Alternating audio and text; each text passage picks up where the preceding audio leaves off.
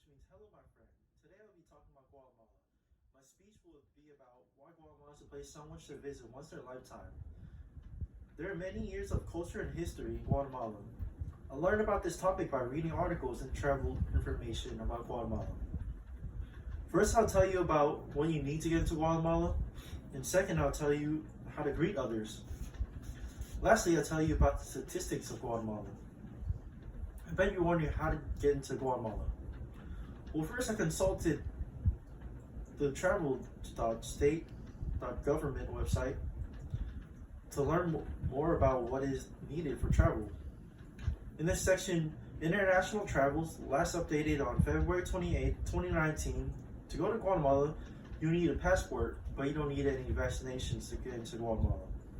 If you lose your passport, you must go to the U.S. Embassy to receive one, and then report it and bring it with a police report of being lost in Guatemala. The immigration agencies will take a photo of you in case of anything. U.S. citizens who visit Guatemala should know that crime like theft or robbery is common.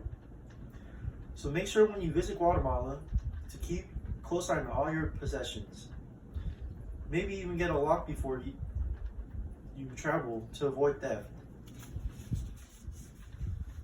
This means try not to use ATMs or public transportation to prevent getting robbed.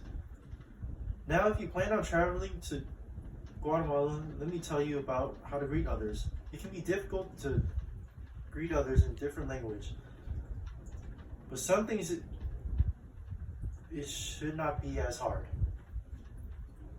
I thought to consult the Pop Quiz Culture Gram website under the World Education tab. I was able to find Guatemala in this tab. There's a section called Greetings.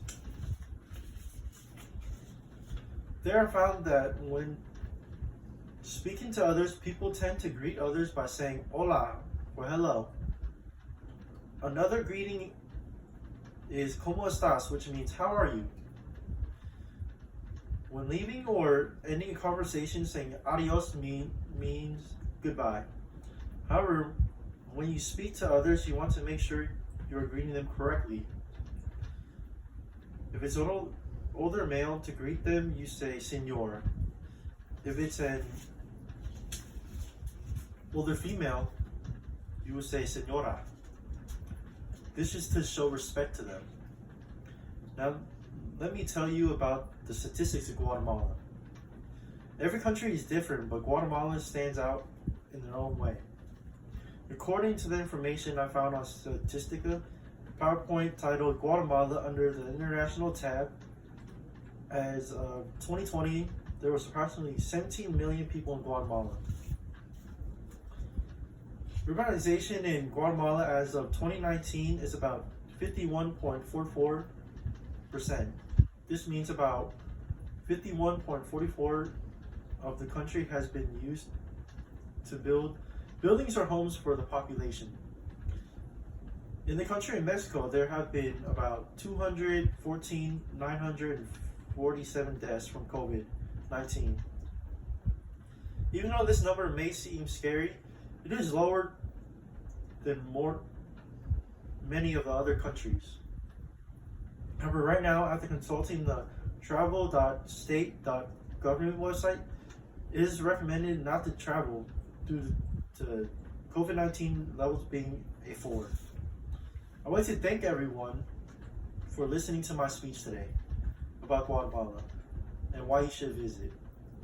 First, I told you about what you need to visit Guatemala. Second, I told you how to greet others. Lastly, I told you about the statistics in Guatemala. Gracias, mis amigos.